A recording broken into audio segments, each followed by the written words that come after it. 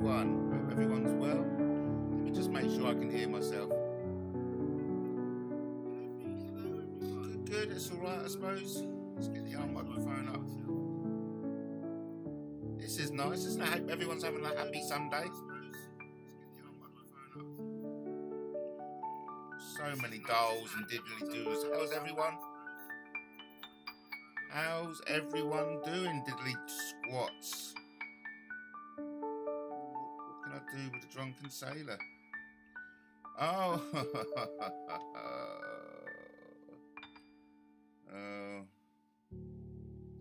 You are without a doubt the most nonciest nonce on YouTube. You really are. What can you do? Something must have happened to you in childhood. No doubt. You sad individual. And what's funny enough is that people actually out there who actually there are actually people out there who praise you for some ridiculous reason. Hello, Lenny. I hope you're well, Lenny. Am I really live? No, Lenny. It's an apparition. Do you like my new OBS? I love playing with OBS. OBS is my favourite computer program in the whole wide world. Honestly, I can literally have hours and hours and hours of OBS fun. Have a look at this. Watch this. That's cool, isn't it? I don't know. Is it? No, but honestly, I can have hours and hours and hours of OBS fun. Love it. Anyway, yeah, I thought I'll just come on. I was out today delivering Christmas hampers today. So I'm wrecked, tired. Oh, well done. Well done. Well done, Lenny. You're doing your Christmas bit, and that's the main thing. I'll be dropping off my Christmas presents tomorrow for my kiddlywinks. You know what I mean? You don't know OBS. What can you do on it? Well, what you're seeing on screen is thanks to OBS. Don't ask me what it stands for. But,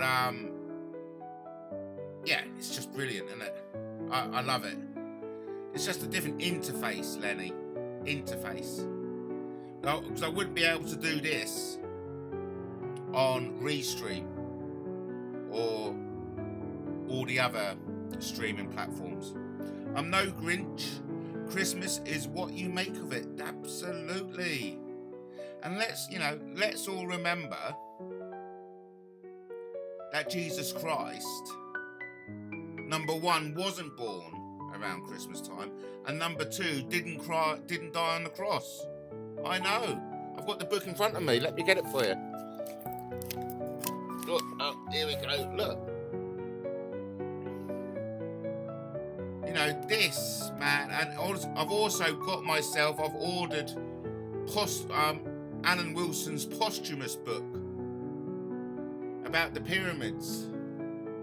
So that's coming. I've got myself a few books for Christmas. I got Nadine Norris's The Plot. Nadine Norris. We all know who Nadine Norris is, don't we? Yes. So her book called The Plot is all about the plot to get rid of Boris Johnson. So I'm really chuffed with that. I've got Alan Wilson's The Pyramids book. And I'm hoping to get the 2000 AD annual. Yes. I've got one more Christmas present to get. I need to get my niece Christmas presents. She wants white fluffy slippers. She wants an oral toothbrush and a watermelon flavoured body mist. So that's cool. A big hello to a viewer. Meet up with Dan, with Fat Dan. He is alone for Christmas too. Oh, whoa. Who else will be alone this Christmas? I certainly won't be alone. I've been very graciously invited up to my magical imaginary girlfriend's house for Christmas. I had to blow out my sister and niece. said to her, no, Emma, I cannot spend Christmas with you. I've got to go up to my magical and imaginary girlfriend's place.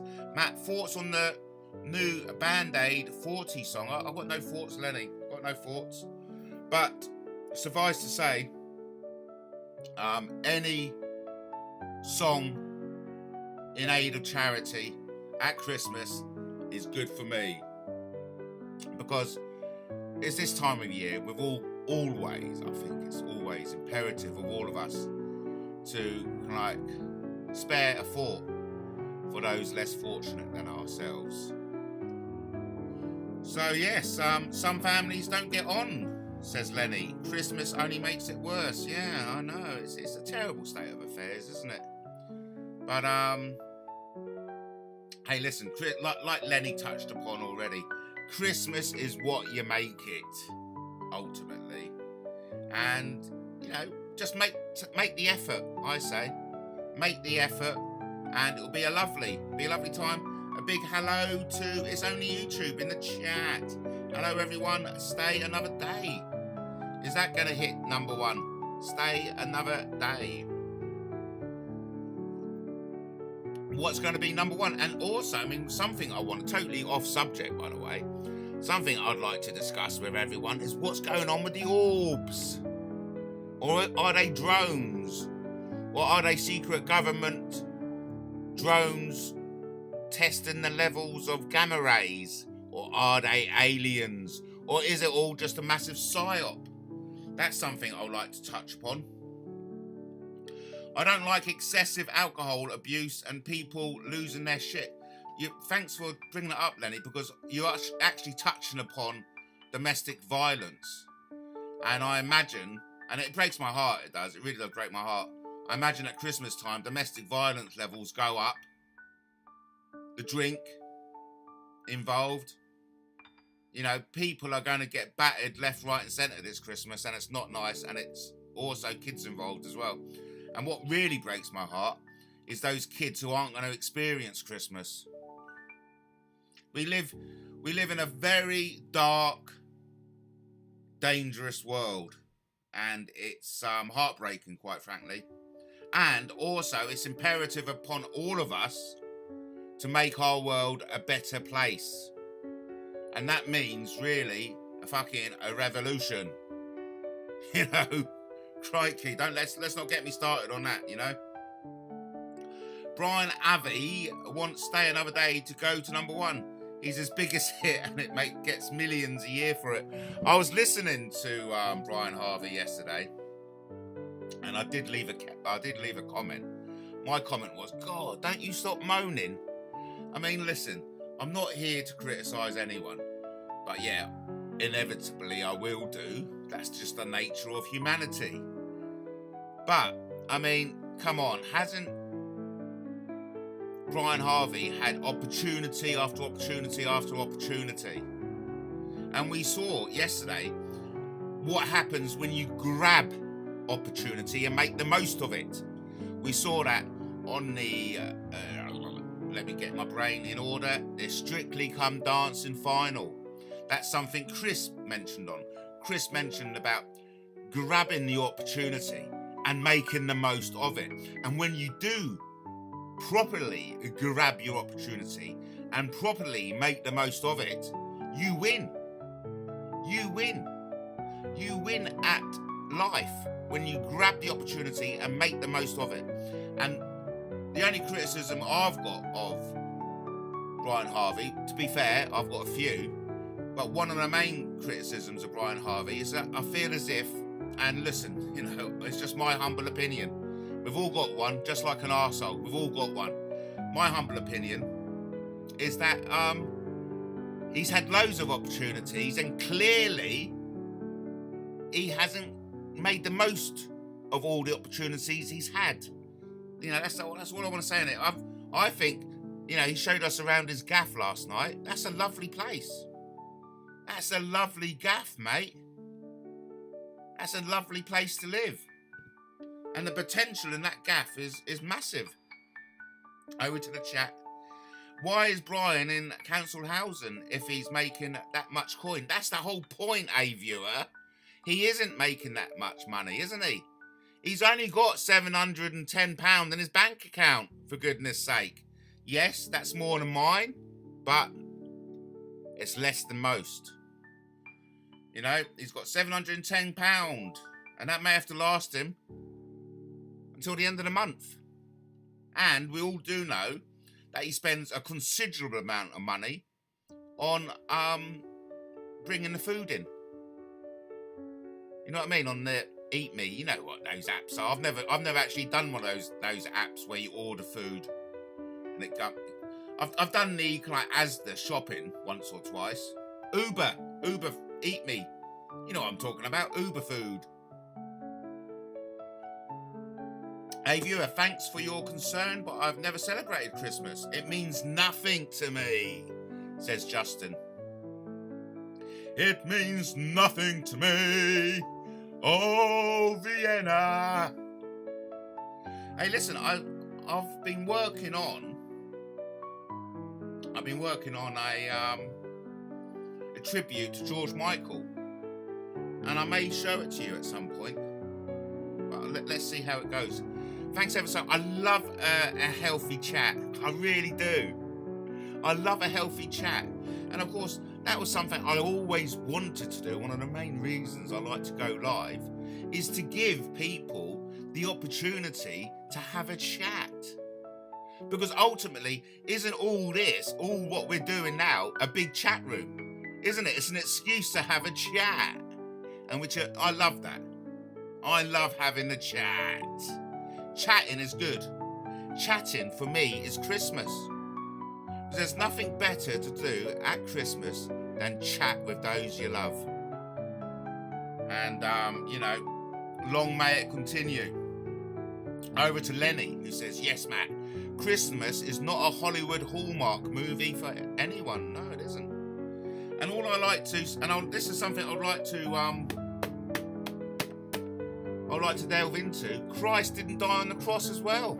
Yeah. Not only didn't Jesus Christ was born at Christmas, but he also never died on the cross.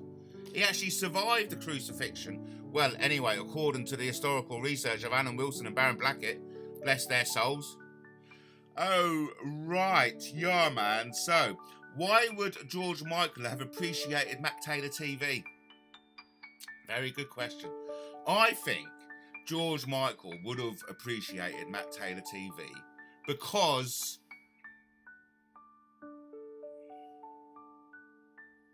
the joviality, the friendliness, the campness. And I like to think, okay, I'm not gay, okay, I'm not. No matter what you've heard about it, I'm not gay.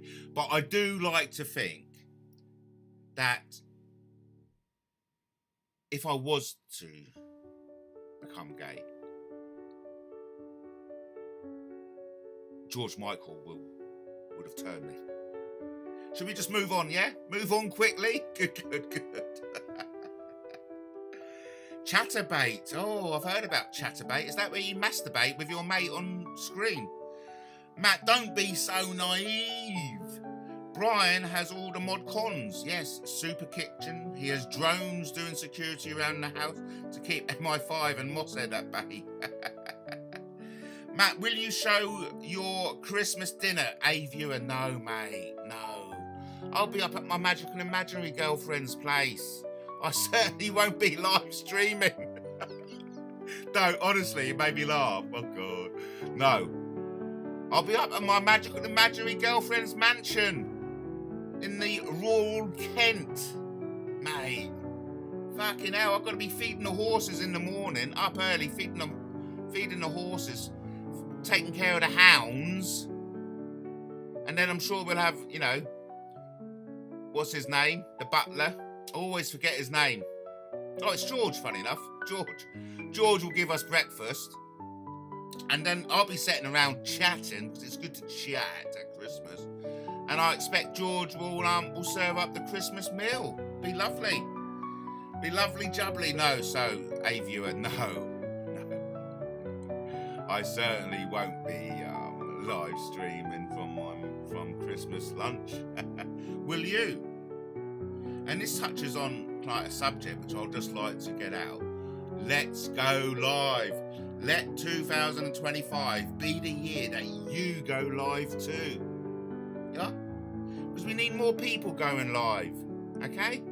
We need more people taking that leap into YouTubing. It's great. And I urge everyone to go live purely for a personal gratification reason, because I don't watch TV anymore. I have to rely on YouTube to give me the entertainment one needs to fill one's day. And in fact, that's kind of one of the reasons why I go live, because I turn up and I want to be entertained. Nothing's occurring. So I think, instead of being it, I'll entertain. I mean, that's ultimately what I like to do. Over to a viewer says, no, I wouldn't want to embarrass everyone with my amazing lunch. Lenny says, did Brian think he was doing a version of Through the Keyhole last night? It was emotional seeing the white Stay Another Day polo jacket. Oh, I missed that. But I did catch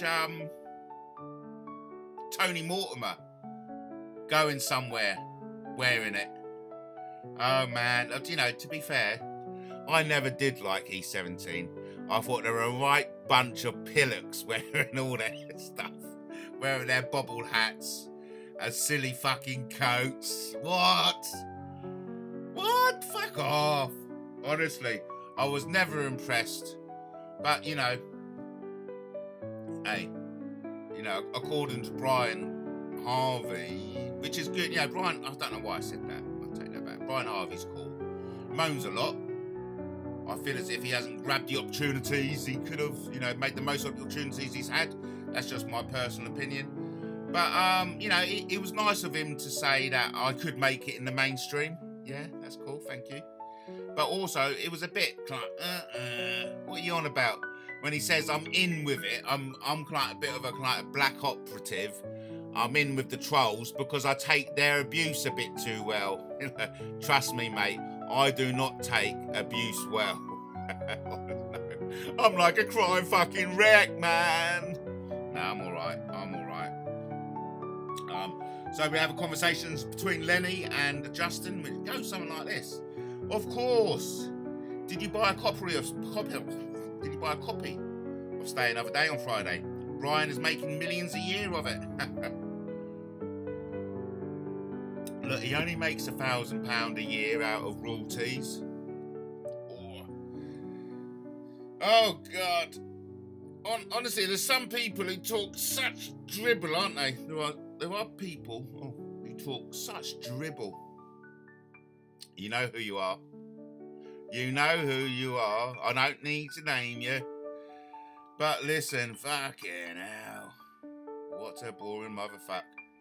So let's just remind ourselves of Stay Another Day. What a song. What a song, eh? Stay Another Day. I love it. I don't know whether you can hear it.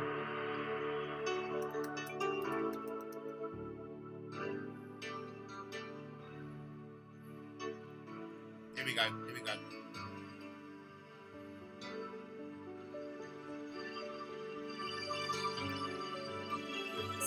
Baby, you got to go away. Don't think I can take the pain. Stay now, just stay another day. Stay now. Oh, don't leave me alone like this. Don't say it's the final kiss. Won't you stay another day? Actually, it's very sad, really, isn't it? Because Tony is actually talking about his brother who committed suicide. Turn it up. It's loud enough already. It ain't picking it up, is it? That's why I'm singing it to you, Lenny. Fucking hell.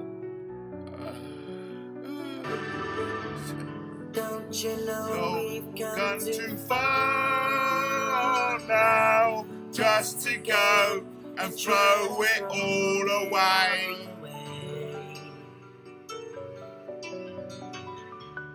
For I heard you say you love me, that your love was going to be here to stay. Oh. Anyway, it's giving me a fucking headache, that is. God.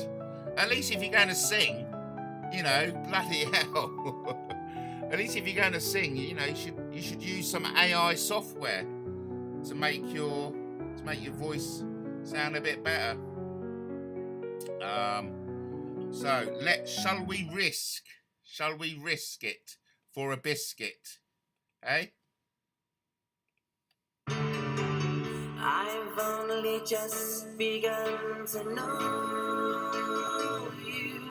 All I can say is won't you stay just one more day? Baby, if you got to go away, don't think I could take the pain. Won't you stay another day? I don't know if you heard any of that. Gordon Bennett. He did a cover version of it, Lenny. Yes. Brian is pretending to be broke. Come on, he has loads of money. No, he hasn't. You know, a lot of money is spent on those Uber Eats. 20 grand a year, apparently. 20 grand a year. Have I got Robbie Craig's first? No, first of all, did you hear that okay when I done that?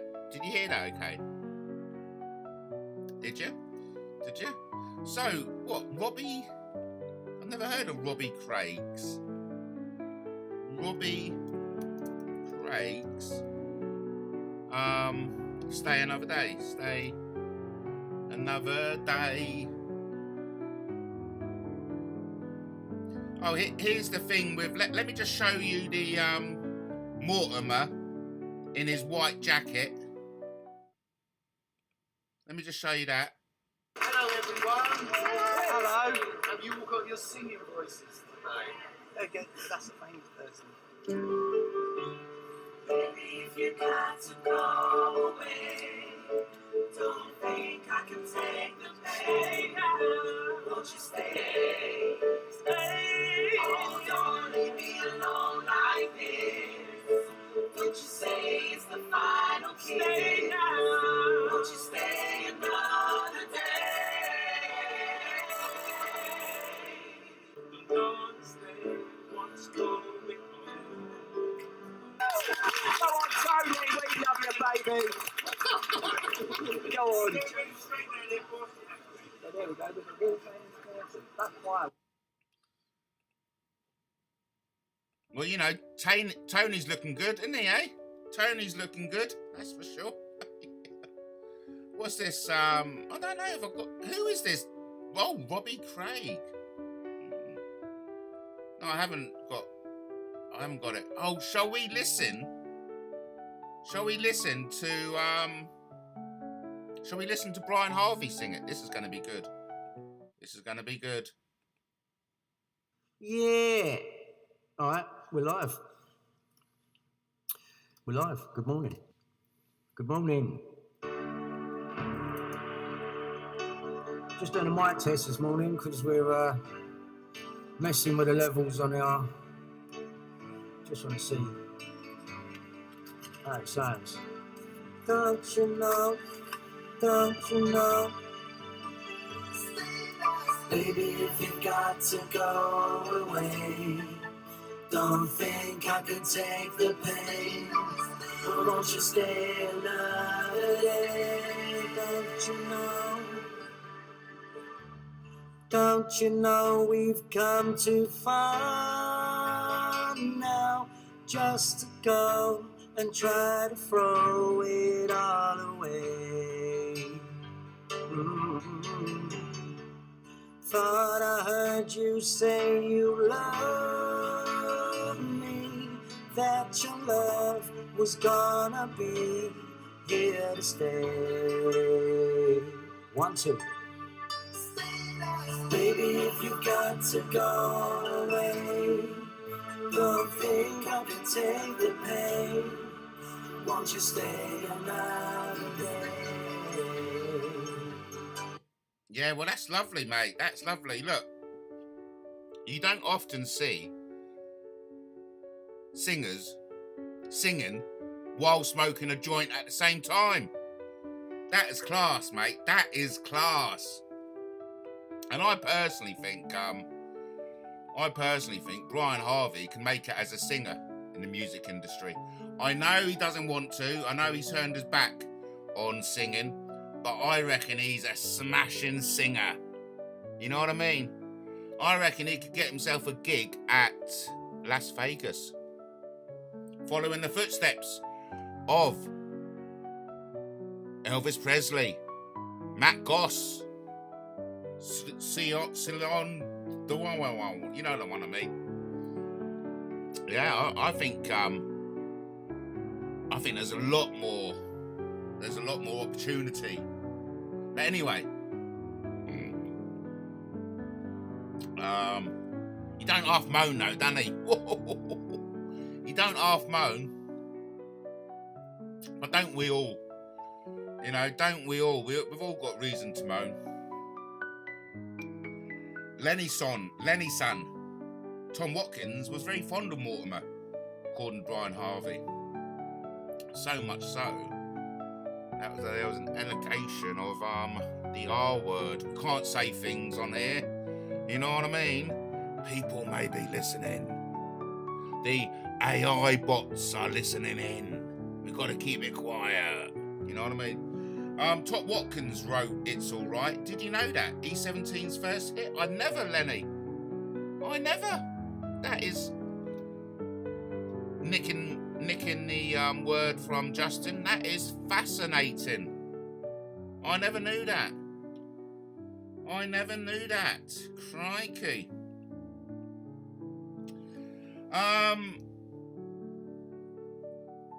I've got to get something off my chest, right? While you're all here. Okay, I will look into it. I've got to get something off my chest, right? I was a terrible policeman. I was a terrible RMP. And I was a terrible soldier, really. I really shouldn't have joined the army. And they really shouldn't have let me in. But they did. What can you do when you want to go to poo in an English country? Let's not go there. No, but, you know, yeah, I just want to get that off my chest. I was terrible, mate. I so deserved to be kicked out of the army. So deserved it, mate. I got some stories to tell you about that. I got some stories to tell you about how bad I was in the army, which I haven't told anyone else, which I'm willing to tell you. But look, you know, we'll get round to it, okay? We will get round to it. So, let's fact check, shall we? Should we do a fact check on Lenny's contention that it's all right? So, who wrote It's All Right E17? So, well, we've just fact-checked it. We have fact-checked it. Lenny contends it was Tom Watkins, and initial Google results imply it was Tony Mortimer. So, I don't know what you want to do. I don't know what you want to do about that, Lenny. I have fact-checked it, and according to Wikipedia, the song was written by band member Tony Mortimer and produced by Phil Harden. So, yeah, and it's from a second source. Oh, Just checking. Just you never know who knocks on my door. I'm just checking, Lenny, and a second source, and yes, A. Mortimer, Anthony. So I've fact checked it. I've fact checked it, and I do have to call Lenny out on this particular occasion for spreading false information. Lenny, you have been called out for spreading false information. In fact, Tony Mortimer wrote "It's All Right," not Tom Watkins, as you contend. I haven't confirmed that from 3 sources, but I'm not on duty at the moment as a journalist. Okay, it's Sunday, day off and all that jazz. But I have confirmed it by 2 sources, being Wikipedia and Discogs. Discogs. According to Wikipedia and Discogs, Tony Mortimer wrote "It's All Right." But that's fine, because Lenny has conceded and says I stand corrected. I'm more than happy to correct you. If I was very inclined to take you for your word for it, but I thought no. Only because you said look into it, Matt. I thought no, I will fact check it. And I'm sure you all agree that I'm glad you did. Now, shall we go back to Brian Harvey and listening to singing off this song? It's a lovely song. Lovely.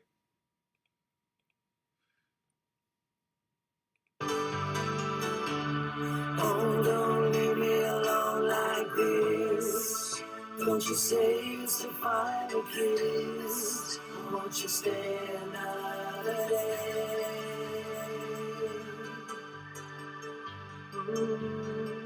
Yeah.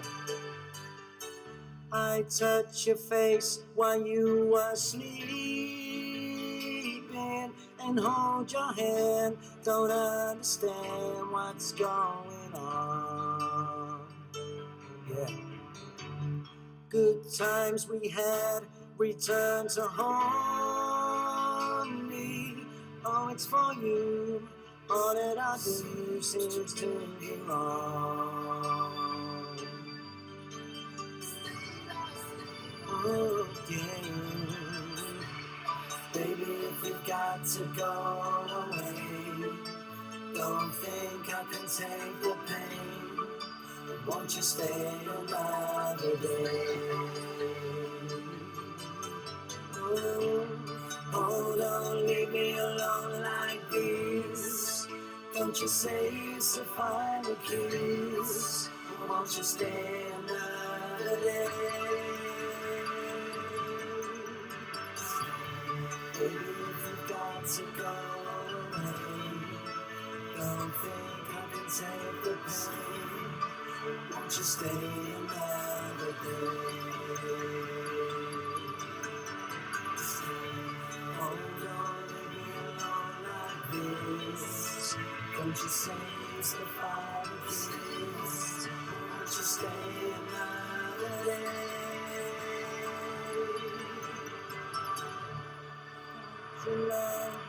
Don't you know, don't you know, don't you know I got 32 fractures? How'd you get 32 fractures, Jackson? Ooh. Oh, right, that's that.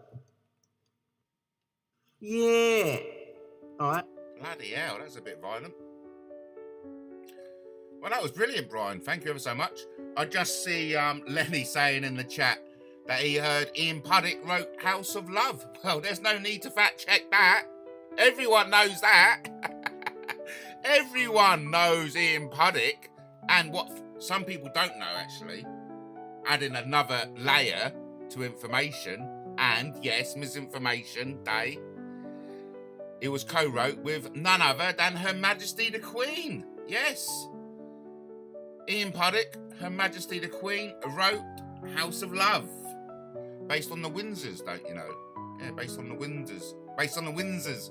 But talking about what music is based on, it is very sad that Stay Another Day was written about Tony Mortimer's brother who committed suicide. You know, and it's all in the lyrics, isn't it? Baby, if you've got to go away, you know, like if you have to kill yourself, don't think I can take the pain. It's very sad, actually. Won't you stay another day? Don't do it. And I think that's the message for everyone who feels as if the only answer is to commit suicide. It's like, don't do it. Stay another day and you'll feel different about it. You'll feel better about it. It's very sad.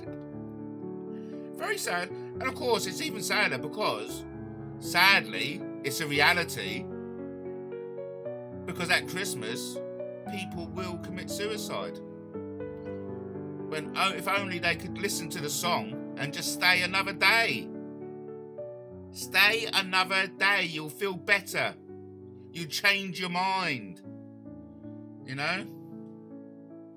Oh, yeah, the Queen wrote the chorus part. Yes. Prince Andrew even gets royalties for that one. Yeah. Posthumous royalties. Hey, what's all this about Prince Andrew? Lenny will know, I'm sure. What's all this about Prince Andrew? Oh, getting a bit hot, mate, all this chatting. What's all this about Prince Andrew and Chinese spy? Or shall we check it out, shall we?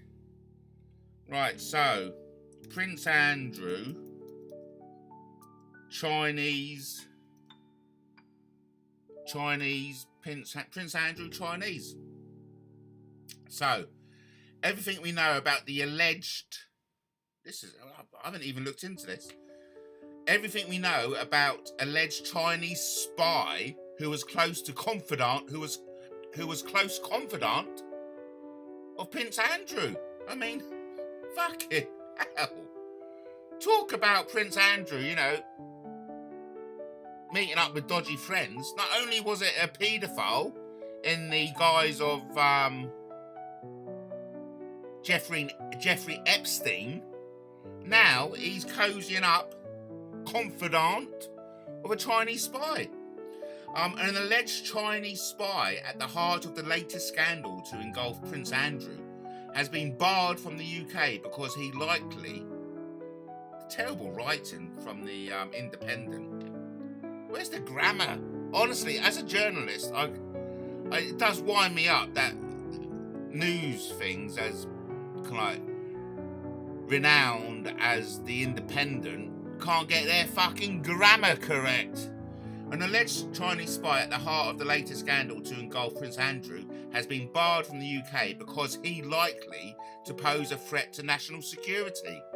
It doesn't help me trying to read it word for the word. It doesn't make any sense. The businessman, who liked to divide his time between China and the UK, calling it his second home, had previously been granted indefinite leave to remain in England, where he established himself as a close confidant of the Duke of York. I know a song about the Duke of York. It goes like this. How does it go? I've forgotten it. Oh, I know. 10,000 men, he marched them up to the top of the hill and he marched them down again. Anyway, I think that was written by the Queen too. And Ian Puddick. He is said to have used his high-profile connection to secure invitations to Buckingham Palace and other royal residencies, with fresh reports now alleging that he also met 2 former prime ministers. I mean, I don't know what is going on, eh? These rules think as if they rule the country.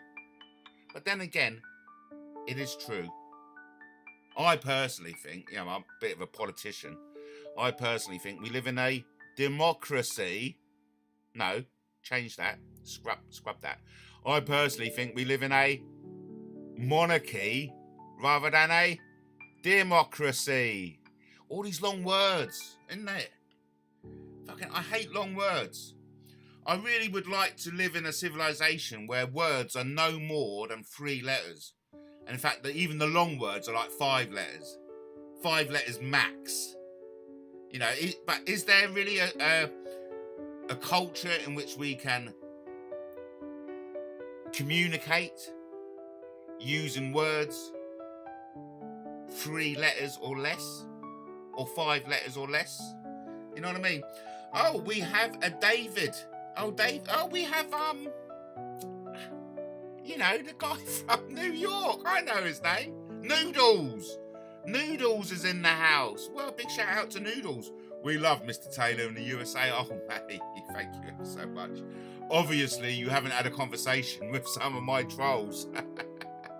Move to the land of the free. You're welcome to be free and own firearms. Yes. I tell you, I've got fond memories of New York because I've been there quite a lot.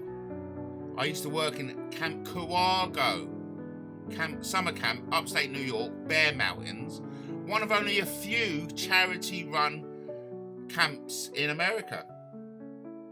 And every 2 weeks, all the poor kids from the Bronx came up to the Bear Mountains, and I was up there for about 3 months. Oh, I loved it. I loved being a camp counselor up in the Bear Mountains, and so yeah, I think that was the first time I went to America. But I went back there a few times. I was there in the Christmas after 2001. Very good. Anyway, a big shout out to David, aka Noodles. A big welcome, Noodles. Thank you ever so much for jumping in and saying hi. Love it. Over to Lenny, who says, Matt, why was the biggest celebrity death? What? Why was the biggest celebrity death this year for you? I think Lenny's trying to say what was. So it's got to be, of course. Of course. I mean, it goes without. Thank you ever so much, Noodles. The biggest celebrity death. Hang on. Come on. Liam Payne. And the funny thing about that Liam Payne was, and this is a reflection of how much we rely on AI, but that night when Liam Payne, the news started coming in, I was like, right on my AI. I was like, right, write an article, write a song, let's get this out, bish, bash, bong. And my AI was saying to me, ChatGPT, by the way, was saying to me, oh no, it's false. He's not really dead. I was like, what, really? All right. And then 15 minutes later, I said to AI, can you check again with Liam Payne? Because, you know, loads of news was coming in, more news outlets were reporting on it. And I was checking with my AI, my ChatGPT, third time lucky, ChatGPT. I was checking with my chat, saying, you just check again on this Liam Payne. And ChatGPT was coming back saying, no, he's not dead. It's all a fake. I was like, fucking hell. So I missed. It's not really, you know, it's not as if I get paid for all the stuff I do, because I don't. But I missed, you know, I missed pushing out that news fresh because my AI was telling me it was all fake. And that's a lesson to us all, you know, about relying on AI for information. Because a lot of times AI gets it wrong. In fact, I only done an article yesterday. Totally wrong dates. Totally wrong dates. It was. Over to Justin, who says, how many subs does David now have, Matt? Oh, how many subs? Well, look, I know I've hit the 200. If anyone does come forward and declare themselves the 200th subscriber to MattTaylorTV, I would be willing to give them a shout out and even make a little promotional video on their behalf. Yes. So, you know, I'm happy to announce I've got 200 subscribers. I know I've been here a few times. I've had many YouTube channels. And anyway, let's just move on. But if anyone would like to come forward and declare themselves the 200th MattTaylorTV subscriber, I will be happy to, you know, yeah, you got it. Make them a promotional video dedicated just for them. Yeah. Hey, listen, I've just been chatting a bit. Well, what I want to do now is I'm just going to do something. I'm going to refresh my drinks. I'm going to refresh my drinks, I am. So what I'll do, talk amongst yourselves. I'm going to play a promotional video, because I know you love a MattTaylorTV promotional video. Here goes. I'll be back momentarily.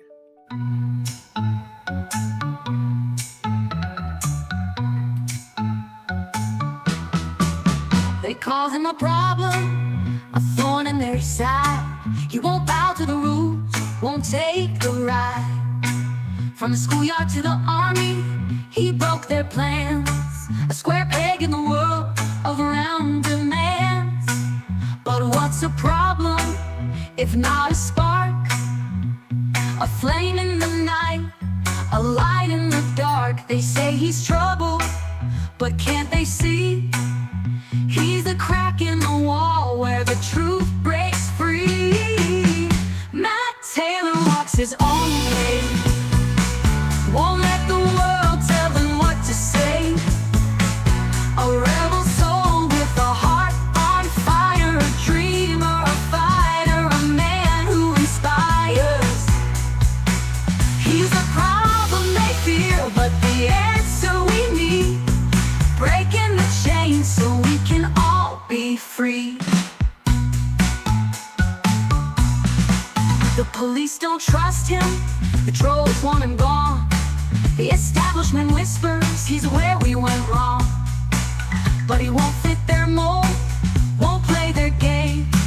He's a voice in the wild, calling their name. For every rule, there's a line he'll cross. A rebel's game comes with the system's lost. They build their boxes, but he won't stay. He tears down the walls and shows a new way. Matt Taylor walks his own way, won't let the world tell him what to say. A rebel soul with a heart on fire, a dreamer, a fighter, a man who inspires. He's the problem they fear, but the answer we need. Breaking the chains so we can all be free.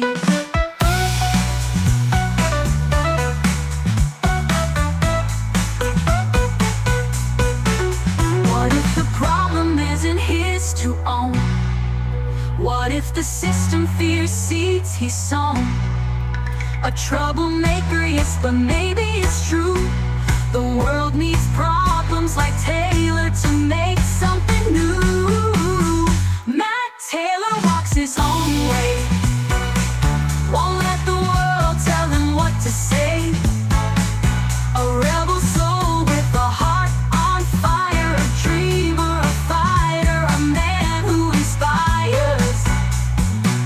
He's a problem they fear, but the answer we need.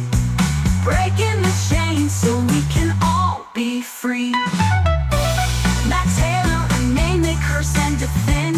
The trouble begins where the boundaries end. Call him a problem, but don't look away. For problems like Taylor will show us the way.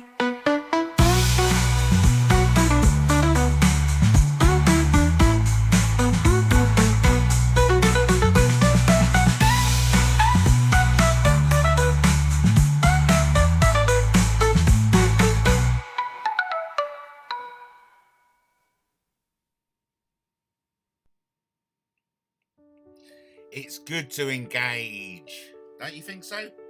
Or is it just me? I think it's good to engage anyway. Engagement is all the rage nowadays. Oh, talking about engaging. I've noticed our friend from across the ocean, across the pond, Dave, aka Noodles, has been engaging. Hey, Dave's been doing a bit of engaging himself. Good to see, Dave. It's good to engage. Make that connection, you know what I mean? Oh, look, I mean, like I said, I've spent Christmas in New York. It's wonderful. I loved, I didn't personally go ice skating in Central Park, but I went there to watch people ice skate, and it was lovely. You know, I watched The Hobbit in Times Square at Christmas. Oh, fantastic! Loved it.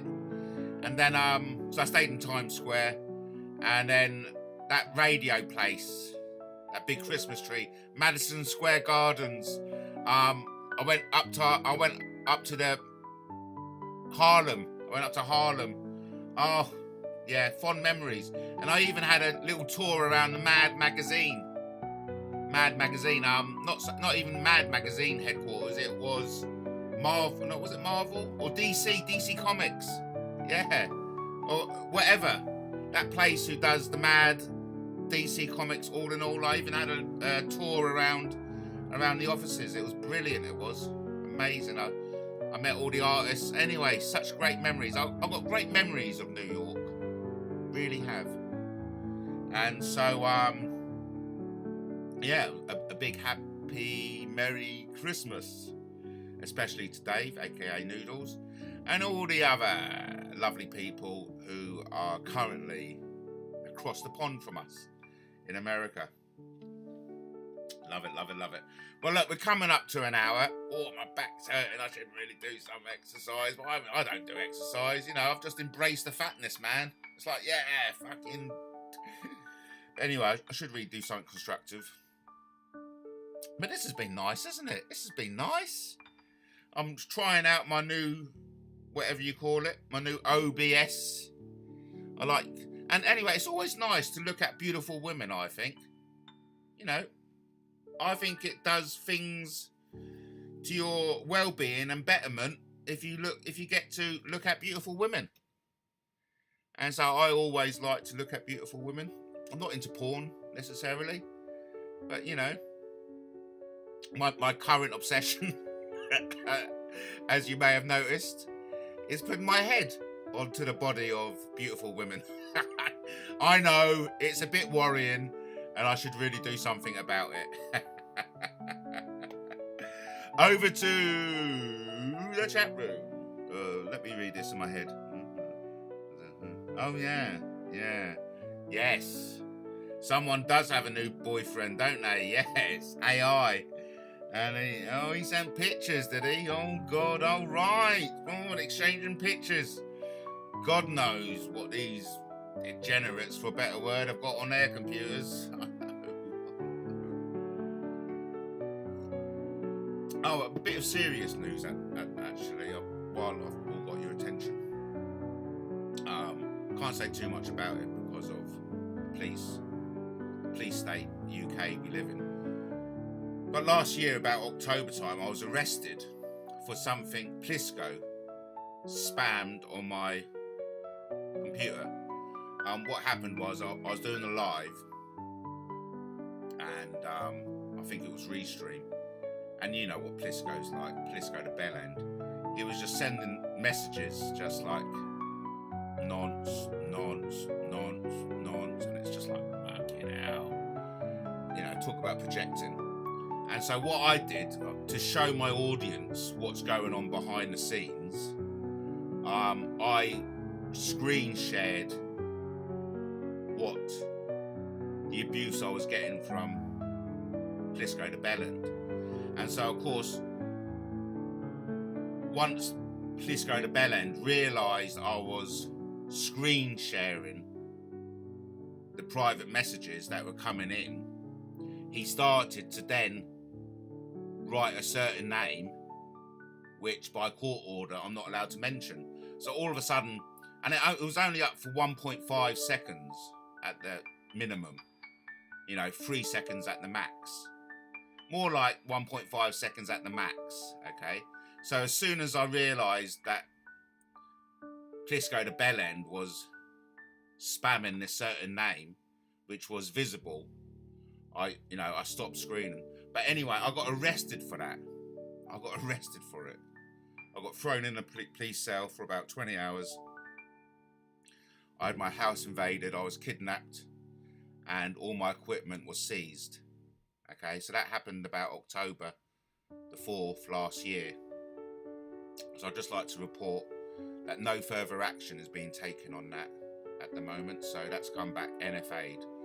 Inevitably, most of the time I get arrested. It usually comes back NFA'd, and that's just another example. Yes, yeah, I'm not AI. Al, I know. Oh, what, isn't that a great song? Let's just listen to 30 seconds, because I think we can get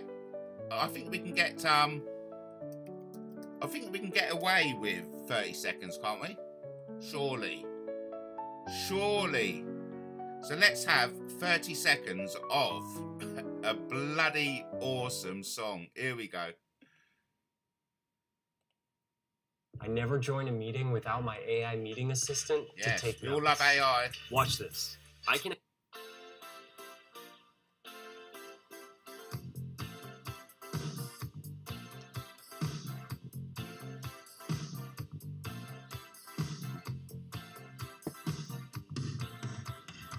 man walks down the street, he says, why am I soft in the middle now? Why am I soft in the middle now? The rest of my life is so hard. I need a photo opportunity. I want a shot of redemption. Don't want to end up a cartoon in a cartoon graveyard. Bone digger, dogs in... Isn't that amazing? Oh, I do love, that's one of my favourite songs of all time, really. You Can Call Me Al by Paul Simon. Oh, I love it. But listen, we can't play too much of that because you get copyright strikes, believe it or not. But I do believe you can get away with 30 seconds. So what I've heard. Talking about Sussex Police, another Sussex police officer got pulled up for declaring shifts he never worked. I mean, talking about fucking dishonesty, declaring shifts he never worked. Can you believe that? Can you imagine any of you getting away with that in your workplace? You know, I don't know what you do for a living, but just imagine that. Telling your boss that you've worked a shift and getting paid for working a shift that you never worked. That's fucking hell. I mean, talk about dishonest. So that's what a Sussex police officer did. Got reprimanded for it, but he still kept his job. But it makes you wonder what else he's been dishonest about. You know what I mean? Dishonest about the big things, you're dishonest about the little things. Dishonest about the little things, you're dishonest about the big things. And these are the people fucking coming and pulling me in. Bunch of criminals. Over to the chat. Yes, you got to cover the old 80s song, I Know Him So Well. Oh, beautiful song. I know him so well. Sussex Police, were they the lot that bottle jobbed the Jeremy Bamber case? Oh, interesting. Don't know, I'll have to do a bit of research, eh, Lenny? I'll have to Google that, eh, Lenny? Google, that's what, if anyone says, oh, have you done the research? What they mean is, have you Googled it? Have you Googled it? Oh, she was undercover with David Hasselhoff. I'm sure that's 2 L's, but, you know, 2 L's and 2 S's. I don't know. But, yeah, I mean, I'm not impressed. In fact, you know, I fucking can't stand the police. I really cannot stand them. I fucking hate the police, I do. And funny enough, I'm just stretching my back, I used to be a military policeman. What a fucking balls up that was. I should have joined the civic police. That's what I should have done. But I'll tell you what happened, right? Look, I was happy being average. Right? Being average was cool with me. Going through life average was, I was happy. Get C's, have a piss about, fart about. I was happy being average, right? Average was good for me. Average worked for me. Oh, come on, but I'll just talk about Matt thinks I lack credibility since my Tom Watkins howler. No, Lenny. You regained the credibility when you correctly reminded us all that Ian Puddock wrote the other one. Anyway. No, going back to being average. So I realised being average wasn't really particularly clever when I got my O-levels back, and I only passed one O-level. Fucking hell. It's like, what? What? Fucking what have I passed? Art? Oh, fuck. Fuck. I thought, fuck. I want to be a policeman. You know, when you need 5 O-levels to be a policeman, you need a clean criminal record. Not anymore. But back then, in the day, you needed a clean criminal record and 5 O-levels. And I thought, oh, fuck. I've only got 1 O-level. Shit. And so anyway, I thought I better buckle down. I stayed another year.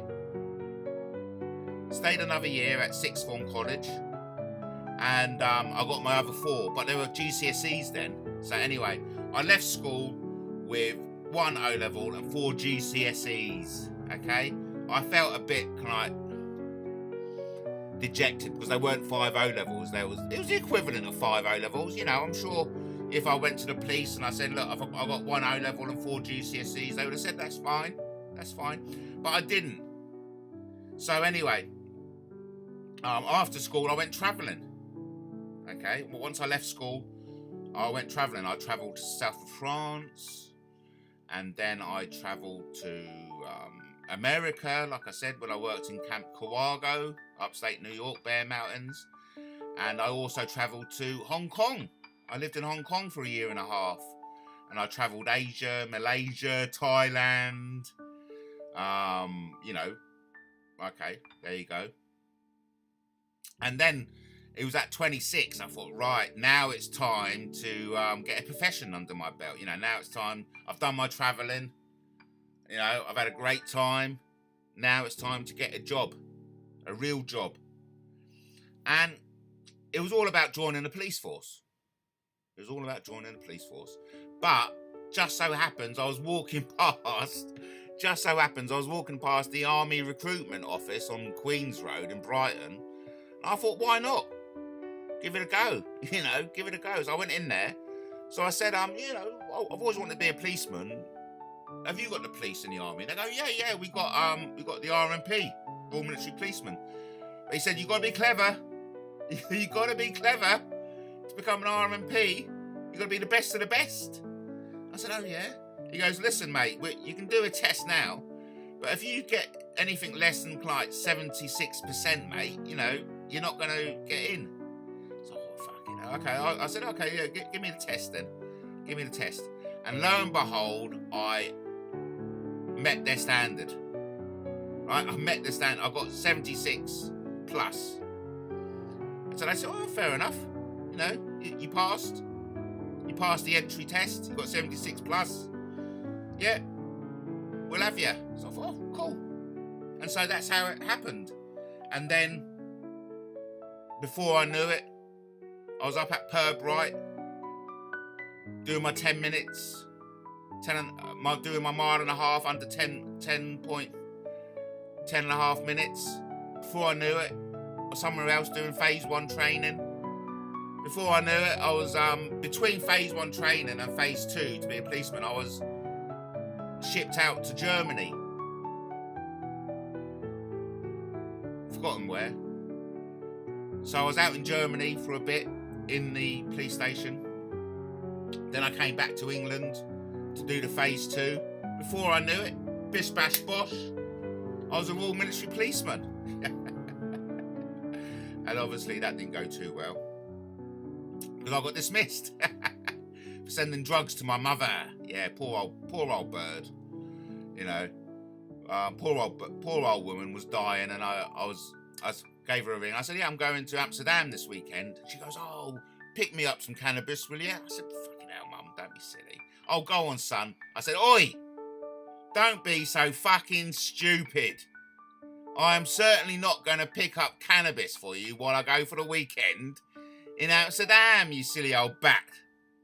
She goes, oh, but I'm dying, Matt. I'm dying. I'm on my deathbed. I'm dying. I need pain relief. I said, I don't give a flying fuck.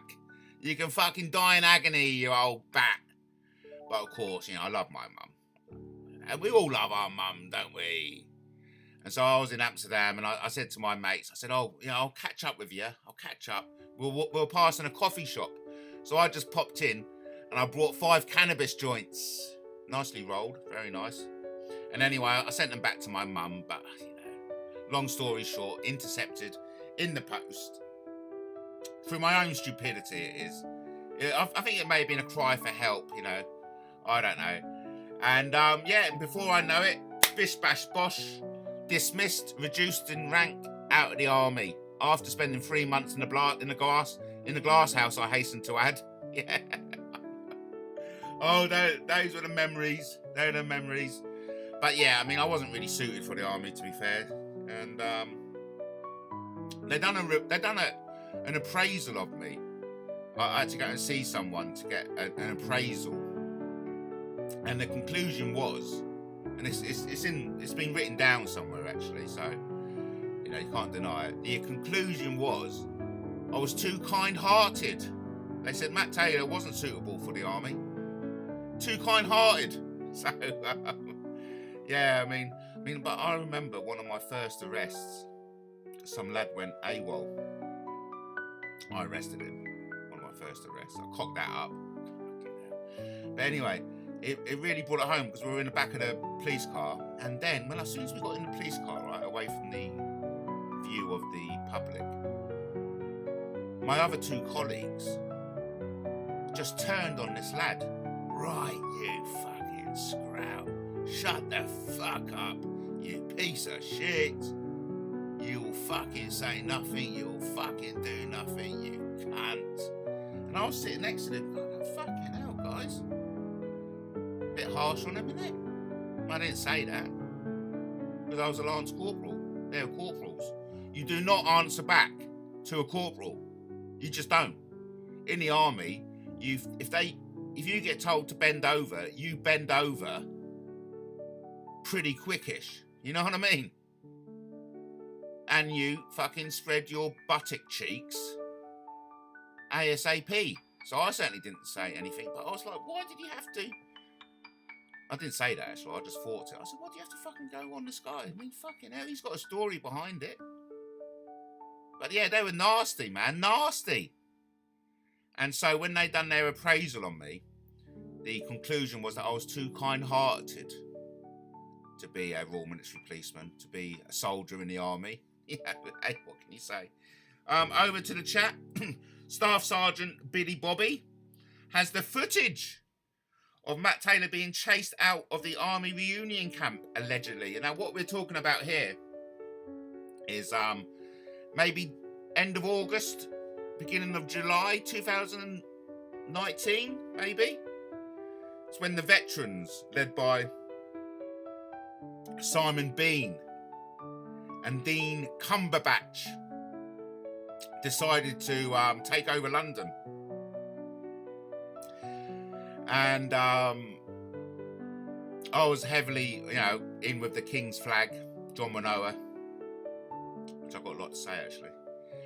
And so Dean Cumberbatch, he goes on because all the usual lot, the Dean Tarragon, Gary Clark, Nathan Kirkland, Danny Jones, all the same usual bastards were like whispering in the veterans' ear, fucking John Manoa's a scammer. Don't trust anything they have to say. Bullshit, bullshit, bullshit, like they fucking do all the time. And so anyway, they got fucking brainwashed by these groomers. And Dean Cumberbatch comes and does a fucking video. He goes, right, you cunts. If anyone turns up at the veteran weekend carrying the King's flag, we're going to put them in their tyres and throw them in the Thames. Don't you fucking dare turn up. So, of course, that was like a red flag to a bull to me. I was like, oh, really? Oh, really? Oh, is that what you're going to do? Well, guess what? I'm going to fucking turn up, you cunt. So, of course, yeah, I turned up with carrying the King's flag, the tribal flag, whatever you want to call it, fucking flying it proudly. And I wanted the ear of Simon Bean. Well, firstly, Dean Cumberbatch fucking only went and go and had a heart attack, didn't he? It was the hottest day of the year. So hot, in fact. My phone didn't work. My phone was overheating, so I couldn't get any footage. But it was the hottest day of the year, and then Dean Cumberbatch, you know, goes and has a heart attack, gets rushed to hospital, right? So anyway, we're at the camp. I go and have a chat with Simon Bean, that's saying, all right, Simon, you know, look, whatever you've heard from these fucking idiots is a load of bullshit. But it wasn't Simon Bean who asked me to leave the camp. It was all his number twos, and which told me he wasn't in charge. So it was all his number twos around him going, no, fuck off, you're not welcome here, fuck off. So I hardly run out of the camp. I fucked off down the pub. I was like, well, if I'm not welcome here, fine, I'll go down the pub. I had a right lovely evening down the pub, down the Prince Albert, funny enough. Yeah, down the Prince Albert. I met an American couple over from Texas. That's it. All coming back to me now. I met a lovely American couple from Texas. We had a right laugh down the Royal Albert. You know, fucking a right old Cockney booze up, the old piano music. It was wonderful. I turn back up. I go back to the camp about kind of like 12 o'clock.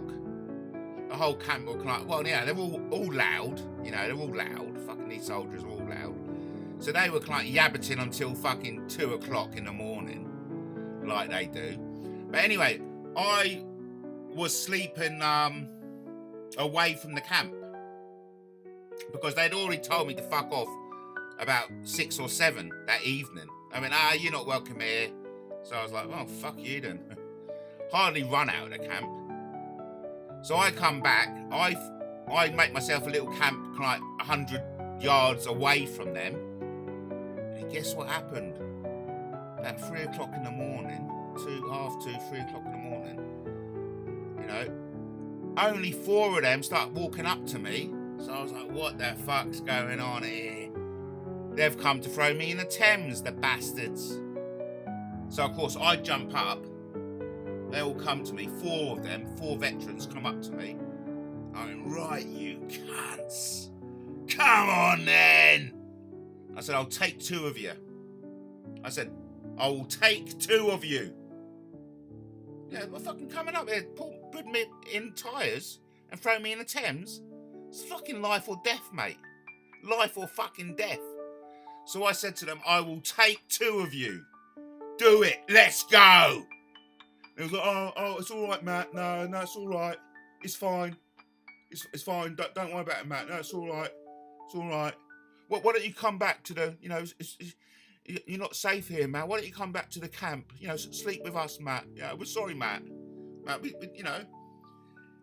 You don't hear that side of it, do you? No, of course you don't. Of course you don't. That's the truth, the whole truth, nothing but the truth. You know? Fucking hell. Yeah, we'll be waiting until next Christmas. Well, and beyond, because there is no footage of me being run out, you pricks. Cocksuckers.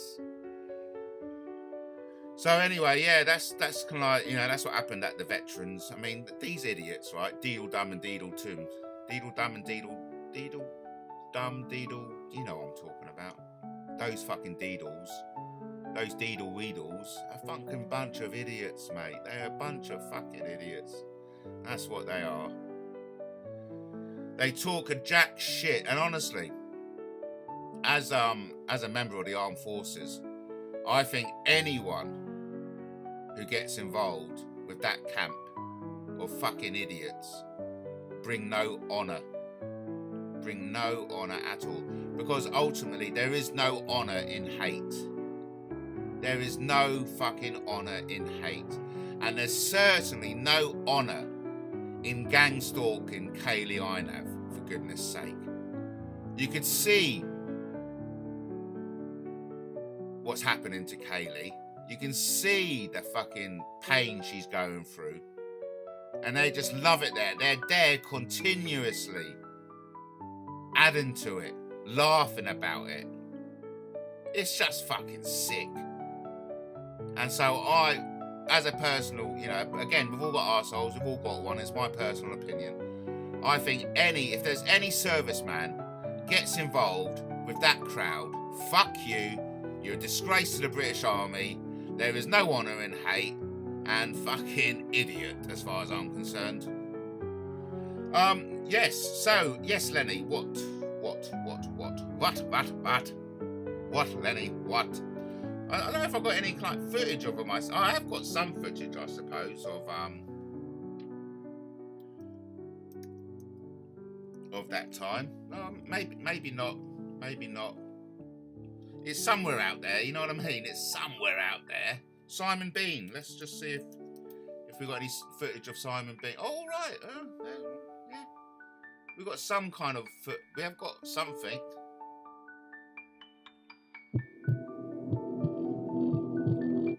But everything I've got, I need to double check. I'll just show you a picture of Simon Bean. I'm sure everyone knows who Simon Bean is, but that's Simon Bean. Very good-looking man. You may say. MBE, don't you know? MBE. Yes. Lenny, any thoughts on Kaylee? Controversial subject. Hey, listen, I'm gonna play a song, and oh yeah, okay, let's play that. No honour in hate. I'm here. Thanks for joining in, and we'll be wrapping up soon.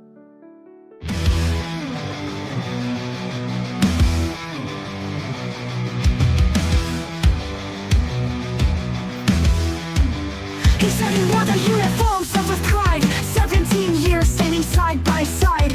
A staff sergeant or so he claimed to be, but now his words so pain and cruelty. He aimed his hate at a woman's name. No soldier of honor would bring such shame. Through the screen, his venom spread, a violent spark in the words he said. There's no honor in hate, no pride in lies. No soldier would let their respect die. You claim the stripes, but your actions betray. No hero would ever act this way. She's a final one, and in need of a slap. Words that incite, no honor in that. A shadow of courage, your heart's grown cold. This isn't the story that soldiers are told. Did you march for justice or to tear it down? Did you wear that badge or a villain's crown? Your service is hollow, your legacy dim. If violence and hatred define what's within. There's no honor in hate, no pride in lies. No soldier would let their respect die. You claim the stripes, but your actions betray. No hero would ever act this way.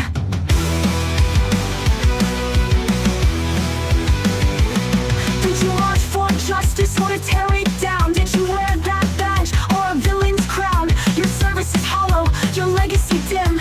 If violence and hatred define what's within. There's no honor in hate, no pride in lies. No soldier would let their respect die. You claim the stripes, but your actions betray. No hero would ever act this way. For every woman you tried to degrade, for every word that your anger betrayed, the world is watching, your truth is clear.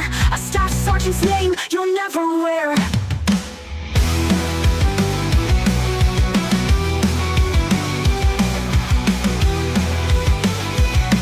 No hero would ever act this way. No honor in hate, no pride in lies.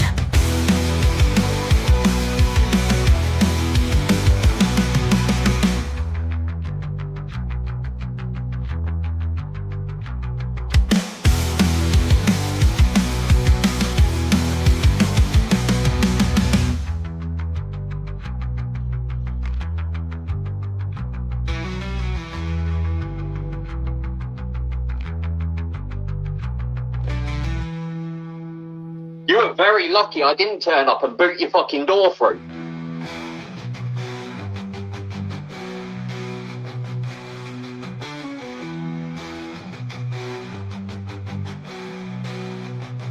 For every woman you tried to degrade, for every word that your anger betrayed. The world is watching, your truth is clear. A staff sergeant's name you'll never wear. Daddy West, take a look inside. Is this the man you wanted to hide? The rank means nothing if respect is lost. Hate comes easy, but at what cost? There's no honor in hate, no pride in lies. No soldier would let their respect die. You claim the stripes, but your actions betray. No hero would ever act this way. You were very lucky I didn't turn up and boot your fucking door No through. hero would ever act this way. No honor in hate, no pride in lies. I'm Lucifer. Yeah, Are you on YouTube as well? I do video. Well, I'm listed on Lucifer. I do videos about scammers. Right, okay. I chase after scammers. So before I carry on, Lenny, I don't know, someone needs to do a fact check. Lenny is now saying a guy called Dominic Hawking actually wrote Stay Another Day. Keyboard player, died last year. I don't know what to believe about from Lenny anymore, to be fair. But talking about misogyny, hate speech, I was brought up by a single mother. I grew up with just my mother and my sister. In my family, I had 10 aunties, 2 uncles. It was a family of 12, 10 aunties, 2 uncles. So I had women around me all my life. And misogynistic hate speech, it doesn't rest well with me. It does not rest well with me. And anyone, let alone an ex-serviceman, saying that a woman needs a slap. Somebody else saying that they're lucky that he didn't turn up and kick her back door through. It's, you know, that kind of misogynistic hate speech. It wins no prizes. And I'm actually quite disgusted. I'm incensed, really, that certain women of a certain age should support people like this, men like this, who say stuff like that. It's just totally unacceptable. And I think it's imperative that, because obviously we have to police ourselves here. It's the Wild West, isn't it? This YouTube. I think it's imperative that we call out this type of misogynistic hate speech whenever we see it, and you know, do not condone it in any way. Do not support men who says that kind of stuff, and to support the women who are at the receiving end of that kind of hateful, misogynistic speech. No woman deserves to get a slap. Absolutely no woman deserves to be slapped. Come on, fucking hell. Am I fucking what? Do I have to fucking explain 1 + 1 = 2? No woman deserves a slap, for goodness sake. And of course, equally, no woman deserves to have their back door kicked through. I mean, what kind of fucking idiots say this? Horrible idiots, that's what. So Lenny says, Matt, look up Dominic Hawking. This isn't cock and ball. Look, I ain't bothered, mate. To be fair, Lenny, the question about who wrote Stay Another Day has never crossed my mind until you brought it up, okay? I don't fucking care. But if you do some research. And what I mean by research is Google it. Google it. Because obviously, you know, I Googled and I had Wikipedia and then dislog, say, Tony Mortimer wrote it. I'm not fucking wasting, you know, it's not so much I'm wasting my time, Lenny. It's an element of I really don't give a flying fuck. I really don't give a flying fuck who wrote Stay Another Day. But I am sad, but I am aware, well, I'm sad that this guy who alleged to have wrote it died last year. But I'm also sad that the song was actually about Tony Mortimer's brother who committed suicide. Very sad. Lenny says, would you care if you were getting millions of pounds a year like Brian? That's the business to be in, isn't it? If you get into royalties, do something that will earn you royalties for the rest of your life. Now, that makes business sense to me. Yeah, man, that makes good business sense to me. Do something, make something, produce something that reaps royalties for the rest of your life. And then, of course, the only thing to do then is to lead a long life. Because the longer the life, the more royalties you get. You know what I mean? You only need one catchy Christmas song, Matt. Yeah, I mean, this was exactly what George Michael thought. Because he actually went out to write the seminal Christmas song. He said, right, I'm going to set myself a challenge, and that is to write a generic Christmas song that will last for years and hit number one. 1984, funny enough. And so he did just that with Gave You My Heart, but the very next day you gave it away. What song was that? George Michael. But lo and behold, the Band-Aid song came along, wasn't it? And knocked him off the number one. This year, Christmas song. What was the Christmas song? Do do do do do do do. Someone special. Oh yes, Last Christmas, of course. Last Christmas you gave me my heart, but the very next day you gave it away. Boo boo boo boo boo. But this year, to save me from tears, I'll give it to someone special. But Band-Aid is pretty amazing, isn't it? Eh? Band-Aid lyrics up. I mean, brilliant. It deserved to be number one, and it was a song for charity. We all love charity. It's Christmas time. There's no need to be afraid. At Christmas time, we let in light and banish shade. And in our world of plenty, you get the gist. You get the gist. Andrew Ridley is still living off the Wham fit. Of course he is. Of course he is. He was Wham, you know? Yeah, absolutely, man. And I think he's living off it. He's a good life. And Pepsi and the other girl. Pepsi Cola. Is it Pepsi and Cola? I don't know. But yeah, damn right. You know, that's the business to be in. Do yourself something that you live off the royalties for the rest of your life. Fuck yeah, man. Damn right. You know, that's why, you know, getting into the music industry is such a lucrative thing. George Michael's solo career was stratostrophic. Faith in 89. Wasn't that amazing? You know, like I said, I've already said before, I'm not gay. But, to be fair, if George Michael took a fancy in me, I would turn. I would turn. And not just for his money. No. So he could sing to me every night in bed. I've already got the image now. Laying in his arms, my head against his manly chest, while he sings. Bad Boys. Oh, that's the fantasy.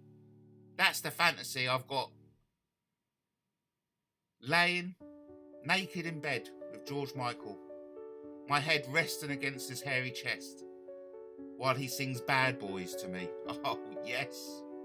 Because I tell you, man, Bad Boys was actually the first the first single I brought. Yeah, it was the first single. What you can do? No, Bad Boys by Wham. Dear mama, dear daddy, you had plans for me. Oh yeah, I was your only son. And before long this baby boy could count to 3, you knew just what he would become. Run along to school, no child on mine grows up a fool. Run along to school, when you tried to tell me what to do, I just shut my mouth and smiled at you. And one thing I know for sure, bad boys stick together, never. Sad boys, good guys, they make rules for fools, so get wise. Oh, I love it. Dear mummy, dear daddy, now I'm 19, as you see, I'm handsome, tall and strong. So what the hell gives you the right to look at me as if to say, hell, what went wrong? Love it. Love it. Yeah, that was my first single I brought. Bad Boys. Bad Boys. But yeah, I'll definitely turn gay for George Michael. Damn right. Damn right, man. I mean, I don't know. I may even enjoy it. I may even come to enjoy being gay. But as long as I could just rest my head on the hairy chest of George Michael and for him to sing Bad Boys to me every night, I'd be happy. I'd be happy. I'd like to see George Michael do a duet with Brian Harvey at his mansion, singing Little Drummer Boy. I would recreate the old David Bowie and the other one, Bing Crosby. Bing Crosby, is it? Bing Crosby? Something like that, I don't know. Crosby and Bowie, or is it Bowie? However you want to pronounce it. Over to Lenny, who says, Brian is too busy every Christmas counting the millions in royalties from Stay Another Day. Don't let him hear you say that, Lenny. He'll have a right body drop. Hey Lenny, do you actually contribute? Do you contribute in the chat room of Brian ever? You know, I've never seen you actually. I've never seen a message from you in Brian Harvey's chat. You should do that. Brian Harvey will love you. He will love you.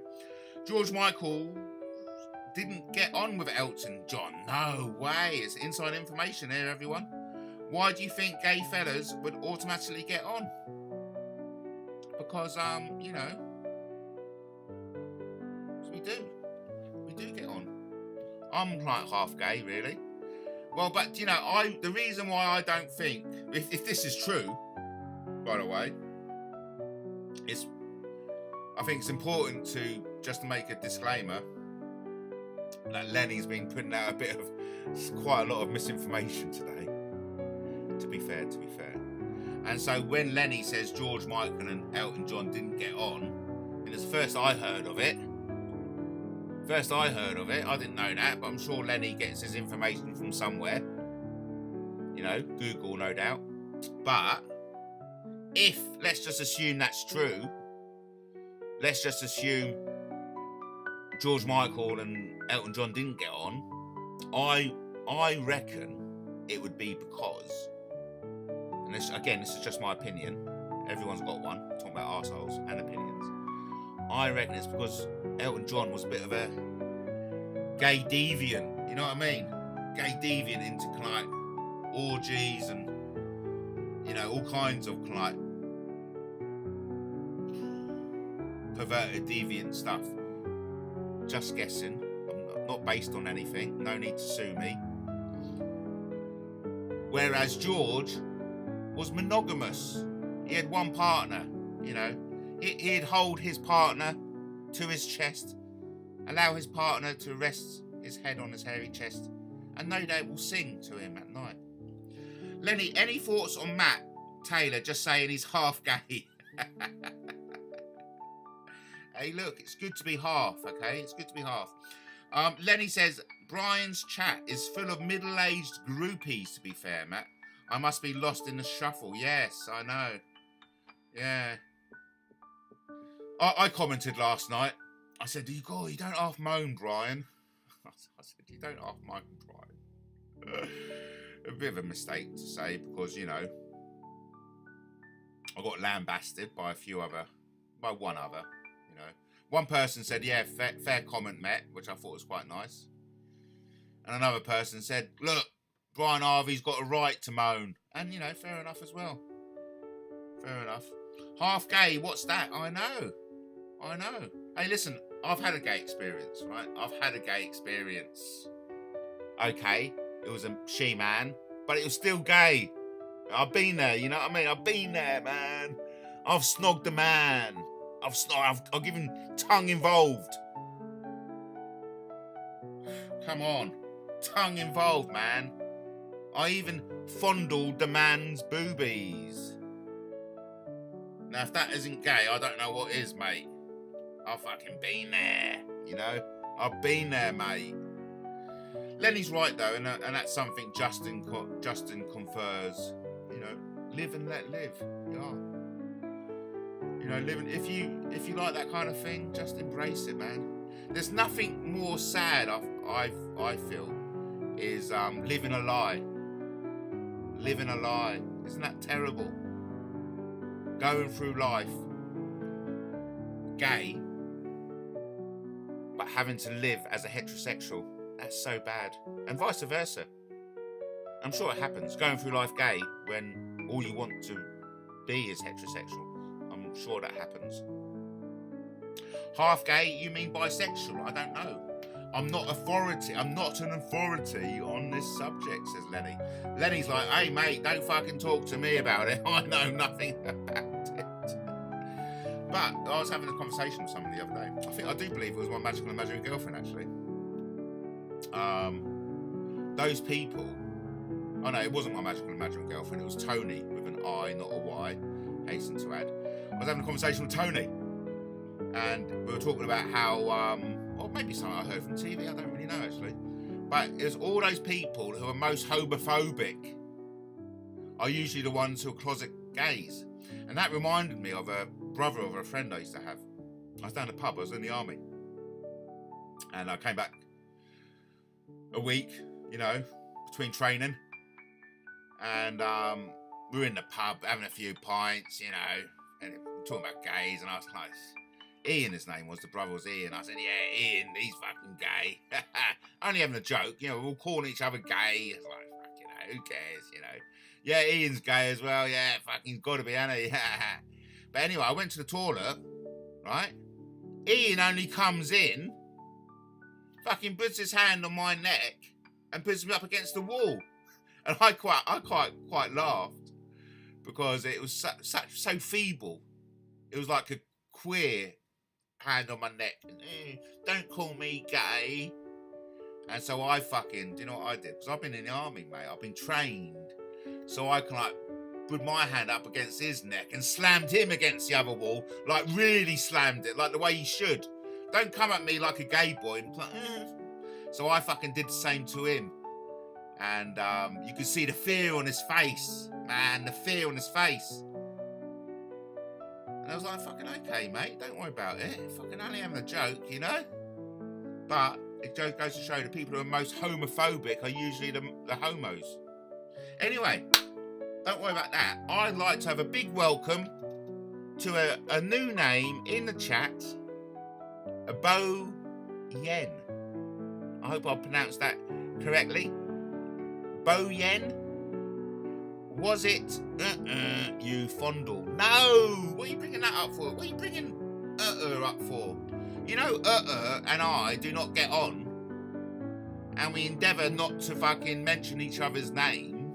But mind you, I did watch last night, and how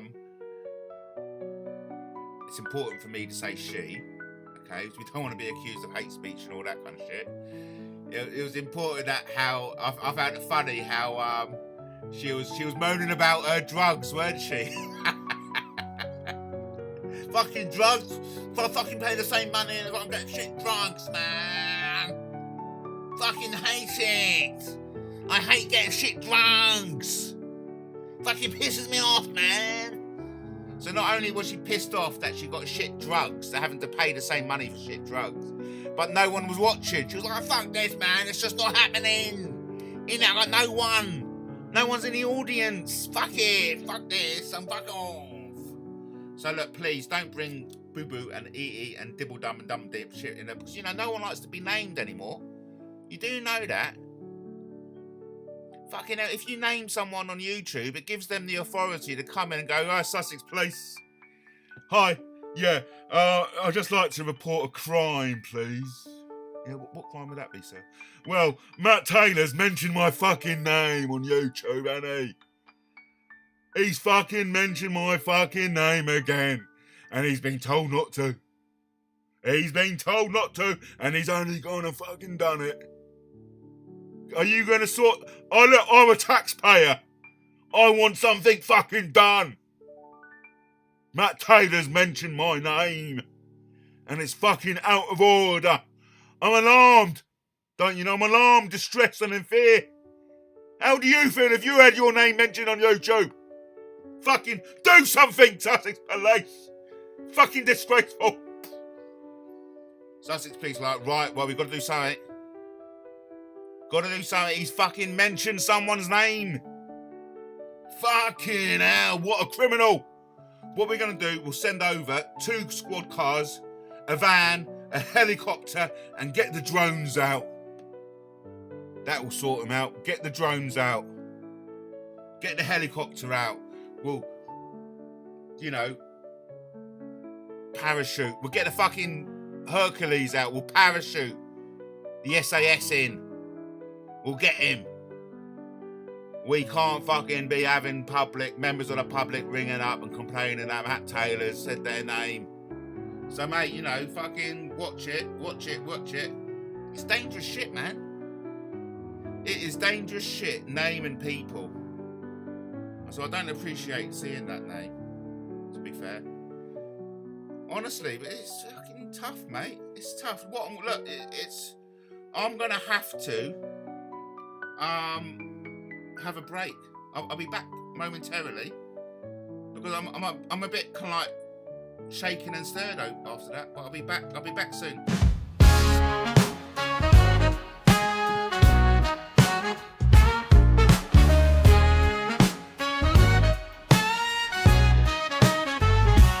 They said my name like a curse on the wind, painting me guilty before they begin. But no proof, no trial, no light in the dark, just shadows and whispers trying to leave a mark. But I've stood in the fire, I'll face their lies, watch them crumble when the truth won't die.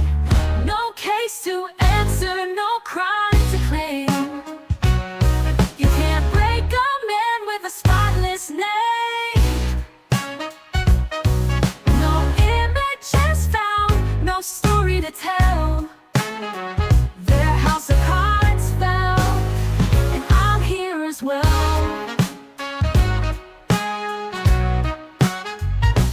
3 long years, they twisted my mind, gaslit my truth, left reason behind. But the evidence speaks louder than fear, and silence proves what was never here. You aimed your arrows, you lit your flame, but your lies couldn't burn my name. No case to answer, no crime to claim. You can't break a man with a spotless name. No images found, no story to tell. Their house of cards fell, and I'm here as well.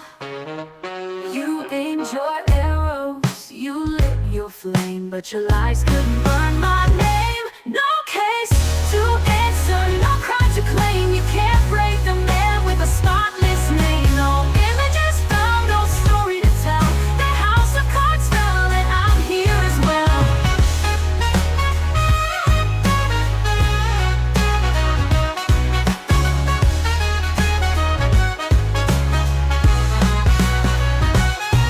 The system's way tried to drag me down, but justice whispers when no proof is found. A soul unbroken, a truth unshaken, their empty charge was mistaken. No case to answer, no crime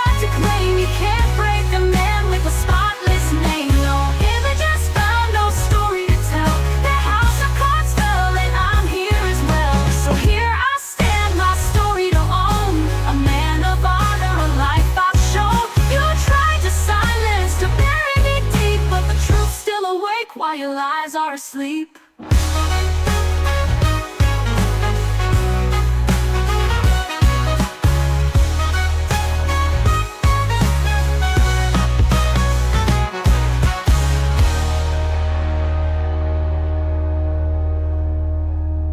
The system's away, tried to drag me down, but justice whispers when no proof is found. A soul unbroken, a truth unshaken, their empty charge was mistaken. Hey, it's okay, Bo Yen. You can say what you want, mate. No need to apologise. Say what you want. I'll suffer the circumstance. I'll suffer the consequences. Like, honestly, please feel free to say whatever you want. One of my catchphrases is take everything I say with a pinch of salt and a sniff of paprika. It's all for the audience. I play it up, mate. Don't worry about a thing. Okay. But listen, I was going to say, while we've got double figures, we're back to double figures. I've got to tell you a story about how bad I was at being a soldier, man. Honestly, I don't usually tell many people this story because it's so fucking embarrassing. It's not embarrassing, it's shameful. No, it's not even shameful, it's embarrassing. And I don't tell many people this, but I'm going to tell you, right? This is how fucking bad I was at being a soldier. It's so bad. Oh, it's so bad. It's so bad. But I'll tell you how bad I was at being a soldier. It was during phase 1 training, right? And during phase 1 training, you go out into the field and you do a lot of practice, you know. Not with sometimes you do it with live ammo, but on this particular occasion, it wasn't live ammo. But we'd been patrolling somewhere, and anyway, we're up early, and we were going to do a ambush or something or another. I don't fucking know, right? I just used to follow the guy in front of me. But anyway, all I remember, it was about 5 o'clock in the morning. The light had just come up, and we were fucking out there with our guns, and we were going to attack a wooden shed in the middle of nowhere. So our thing was we were going to attack. I know I should. Going to take a nap, Matt. Okay, enjoyed the chat. Tired out, but Lenny's off. Lenny won't hear this story. Fucking, he could have stuck around for the story, couldn't he? I'll be wrapping it up in 2 hours anyway.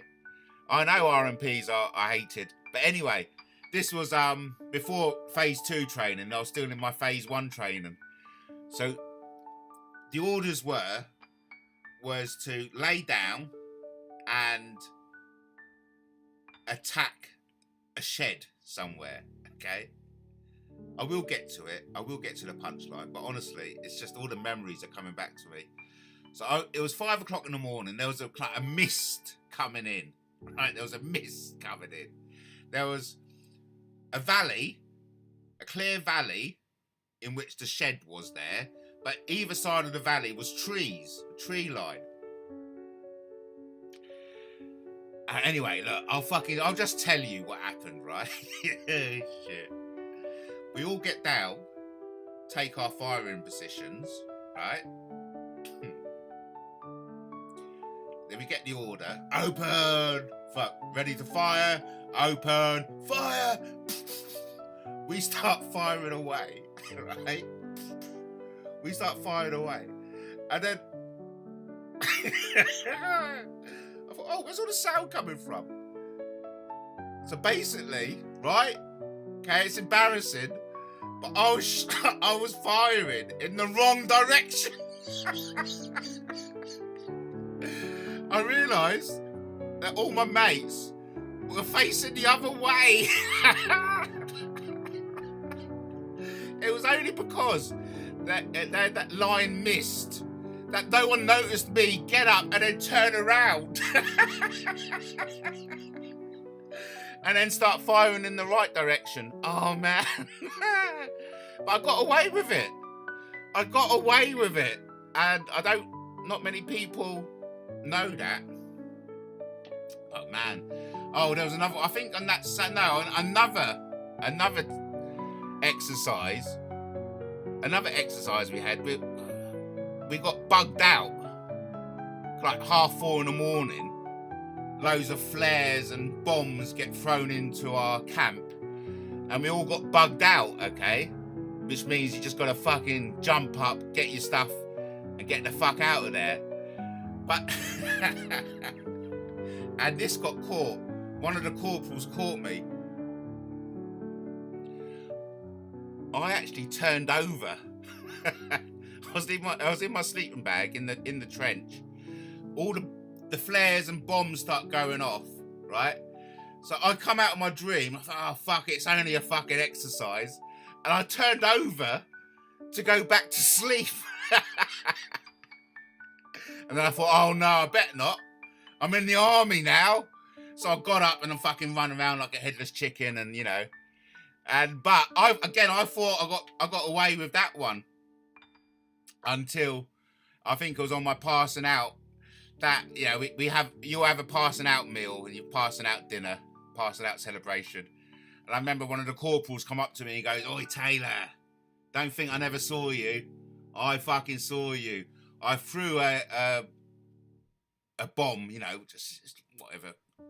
I threw a bomb in your pit, and I fucking saw you turn over to go back to sleep. You can't now."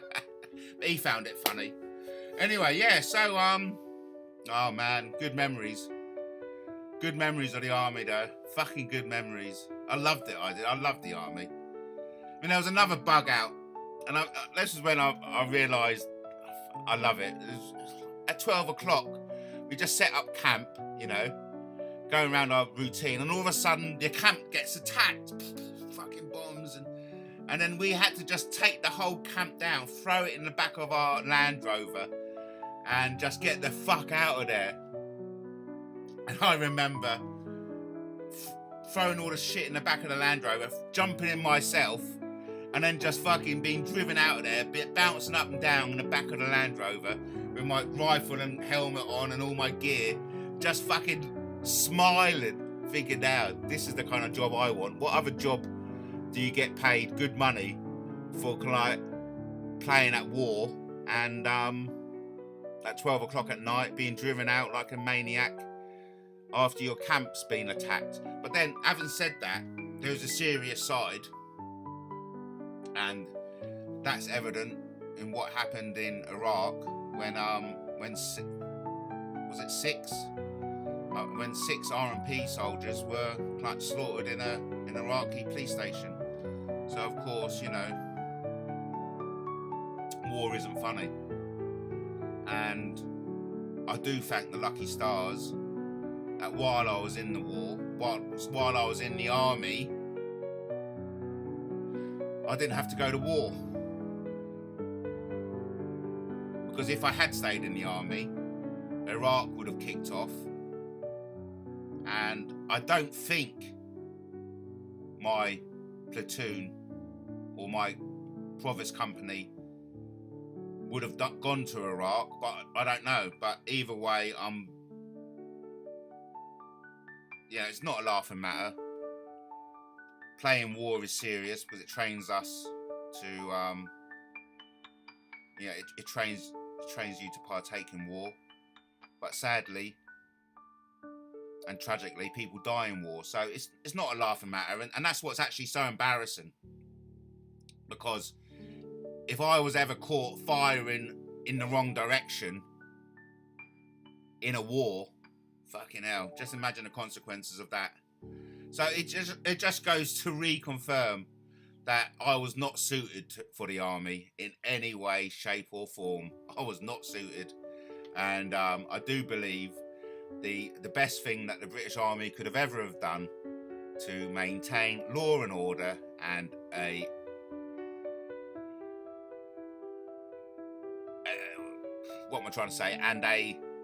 good fighting army is to get rid of me. That's for sure. Get rid of me, get rid of Taylor, and perhaps we can go to war then. One less thing to worry about. so true. Oh, listen. It's 2 hours, okay? I've been yabbiting long enough. Thank you ever so much for joining me. I'm going to wrap it up because I'm sure you've got better things to do than keep on watching Matt Taylor TV. But then again, Lucky you.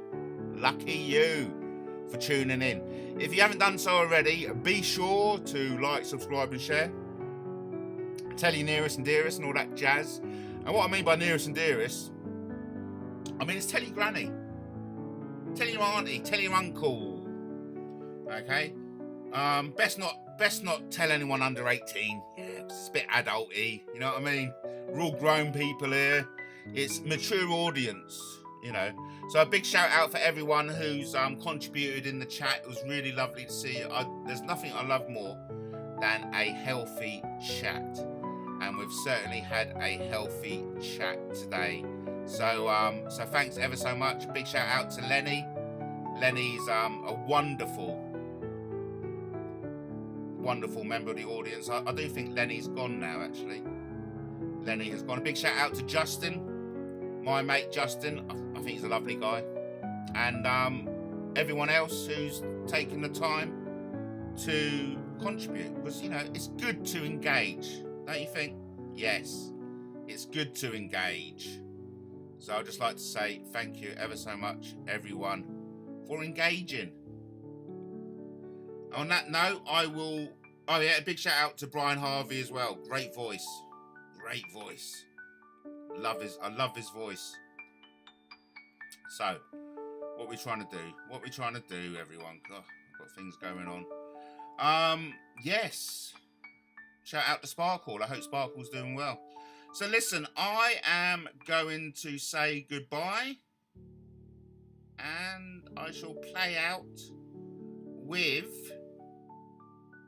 What shall I play out with? You sway what I say. Until the next time, everyone, remember, King Arthur loves you as much as I love you too. Until the next time, be safe and Merry Christmas. If you've been part of the Matt Taylor TV community for a while, you probably already know I've always been open about how your interactions help shape the content I create. One of my favorite catchphrases, you sway what I say, says it all. Your comments, messages, and any engagement with me are not just appreciated, they're essential to what I do. They often spark new ideas, create conversations, and lead to the content you see on my channel or read in my blogs. From the beginning, I've made it clear that any and all interactions with me, whether it's a comment on a video, a message left in my inbox, or a conversation in the comments section, are fair game to be turned into content. You've seen it happen time and again. What starts as a single comment might turn into a video discussion, a blog post, or even a series of new ideas. It's part of what makes this channel so dynamic and interactive. With that in mind, here's a friendly reminder. If you choose to engage with me, be aware that your interaction may be turned into content. It's not a secret, and it's definitely not new. But just in case you're new here, or you've forgotten, this serves as both a disclaimer and a heads up. If for some reason you're not comfortable with your comments or messages being featured in my content, it's simple. Don't leave them by engaging with MattTaylorTV. You're agreeing to be part of the creative process. You're adding fuel to the fire of what we're building together here. So to all of you, continue to engage. Thank you for your input, your ideas, and your contributions. You make this community what it is, and I look forward to seeing how you'll continue to sway what I say.